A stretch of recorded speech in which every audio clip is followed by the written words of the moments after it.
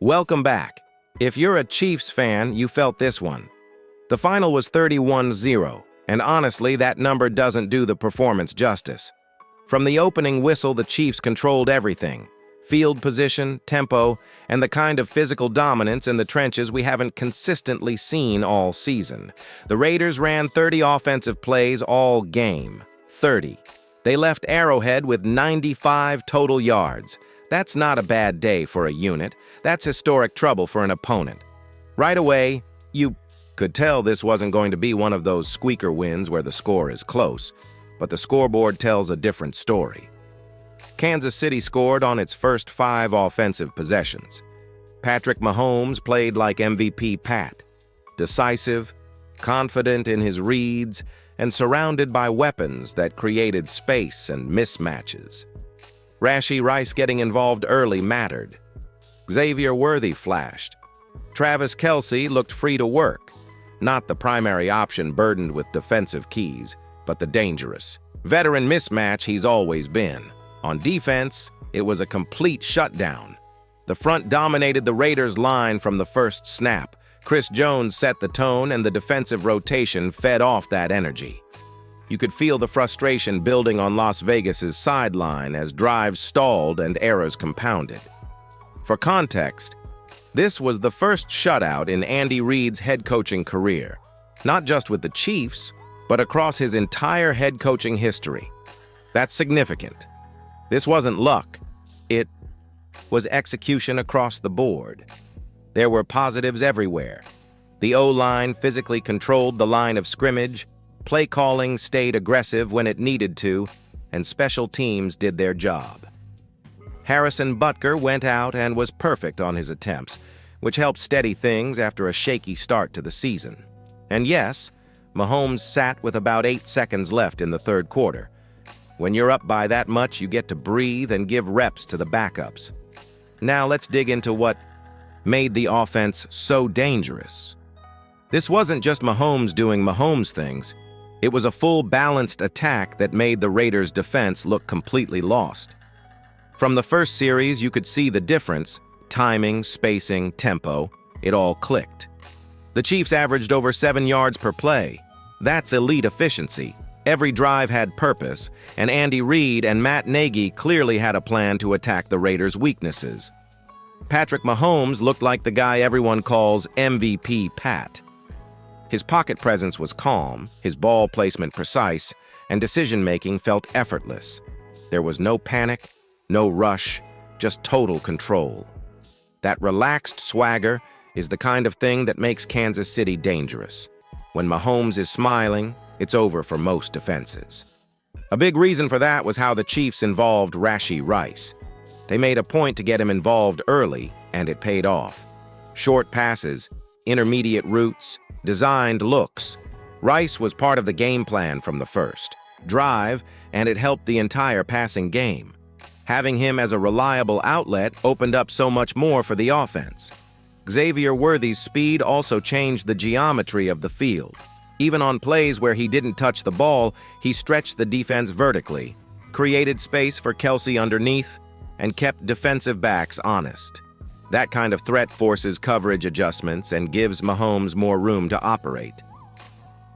Travis Kelce was the unsung hero in plain sight. You could see it in his routes. Smooth, loose, confident. He wasn't getting jammed like earlier in the year when he was the main focus. With Rice and Worthy demanding attention, defenses couldn't double Kelce every play, and that freedom showed. He was open, fluid, and made it look easy again. That chemistry with Mahomes is the engine for so much of what this offense does, and none of that works without the offensive line. They dominated. It was trench warfare out there, and the Chiefs' line bullied Las Vegas from the first quarter on. Mahomes had time, the run game had lanes, and play-action passes looked clean and efficient. When the line plays like that, the offense feels unstoppable.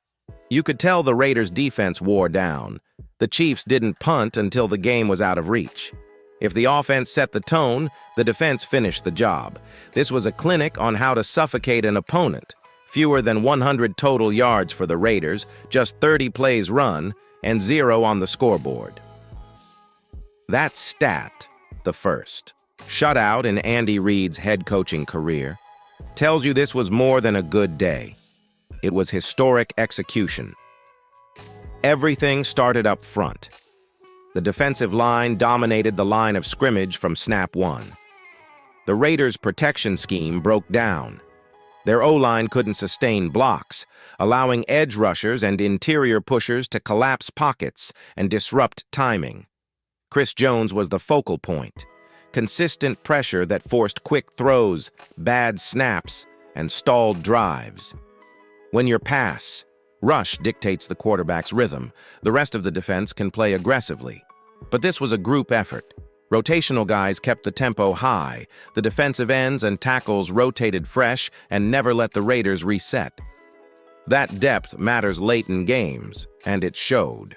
Tackles for loss, stalled runs, and second and long after second and long. The Chiefs' front made the Raiders one-dimensional, and a one-dimensional offense is easy to defend. Downfield, coverage was disciplined. The secondary played fundamentals, leverage, gap responsibility, and tackling in space. When the pass rush does its job, DBs don't need to make highlight reel heroics. They can lock down routes, force checkdowns, and let the front line finish. That complementary football was on full display. Coaching deserves credit, too. Blitzes were timed perfectly, sending pressure from angles that confused protections and took away comfortable reads. The game plan accounted for situational play, knowing when to rush, when to squeeze lanes, and when to play assignment football so the Raiders couldn't exploit a missed gap. And don't sleep on the intangibles: momentum, crowd energy, and confidence. Arrowhead was loud. The Raiders started making mistakes, and that snowballed. A defense that feeds off that energy punishes every miscue. Turnovers, penalties, and self-inflicted wounds became costly in this matchup. Now, some hard news and what it means going forward. As dominant as this win was, it wasn't all sunshine. We've got to talk injuries and the trade deadline angle, two things that can shift this season in short order. Reports after the game suggested a couple of rotation pieces on the defensive line were being evaluated. Nothing confirmed as season-ending yet, but with the trade deadline approaching, even minor injuries can spark internal discussions. Offensively, the Chiefs came out relatively clean, which is massive. The offensive line looked sturdy, Mahomes was rarely touched, and no, major skill players were listed as questionable post-game. Keeping Mahomes upright and Kelsey healthy has to be the top priority for this team as the schedule tightens. On defense, even with potential depth concerns, the unit looks deep enough to survive short-term absences. Still, Brett Veach and Andy Reid face a decision. Trust the roster chemistry that's working or add a veteran piece before the deadline to lock down depth. Veach has shown a willingness to be proactive in season when it makes sense. Whether that's a DL upgrade, a linebacker depth piece, or a corner to hedge against injuries, expect trade chatter to surface if the staff feels depth could be tested in the playoff stretch. Special teams and the back end of the roster matter too. In January, games are often decided by role players stepping up. The Chiefs might look for affordable, high-character depth pieces who can be counted on in situational football. Okay, interaction time. I want to hear from you.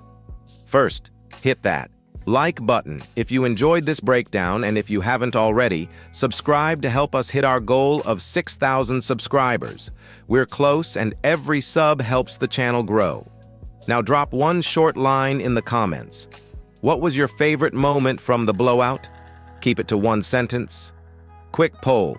Do you think this was the Chiefs' best performance this season? Say yes or no. If you had to build a highlight reel from this game, who gets the opening feature? Mahomes, Kelsey, Rashee Rice, or Xavier Worthy? Type your pick in the comments. On defense, who was your defensive MVP? Chris Jones, the interior rotation, the secondary, or the coaches? Leave your pick and one short reason. And for a tougher call, should Brett Veach make a move before the deadline or trust the roster as is? Comment trade or trust the roster, and if you've got a dream trade target, throw that out there too. Putting all of this together, what we saw at Arrowhead was a statement. When you pair dominant line play with an offense operating at better than 7 yards per snap and a defense that shuts an opponent out, you get real momentum. And momentum matters in October and November. This Chiefs team can win in multiple ways, and that flexibility makes them scarier come January. But keep a level head. The Raiders were historically bad in this matchup, and the NFL is a long season. Injuries and roster depth will decide plenty of games from here on out. That's where the trade deadline chatter actually matters. A veteran addition could shore up depth and protect against the wear and tear of a playoff push, or the team could double down on chemistry and avoid disrupting a working rotation. Both routes have merit. Quick Monday night preview. The Commanders come to Arrowhead next. Their quarterback situation appears unsettled. If Marcus Mariota starts, expect a veteran with mobility and timing. If Jaden Daniels returns, you're dealing with a more improvisational threat with arm strength. For you as a fan, expect a physical game up front and pay attention to how the Chiefs protect Mahomes and exploit mismatches underneath. Special teams and situational coaching could swing the game, so don't sleep on the small moments. Final quick interaction. One line in the comments. Do you think the Chiefs are Super Bowl favorites now? Yes or no? Smash the like button if you enjoyed the breakdown and subscribe to help us hit 6,000 subscribers. Your sub makes a difference.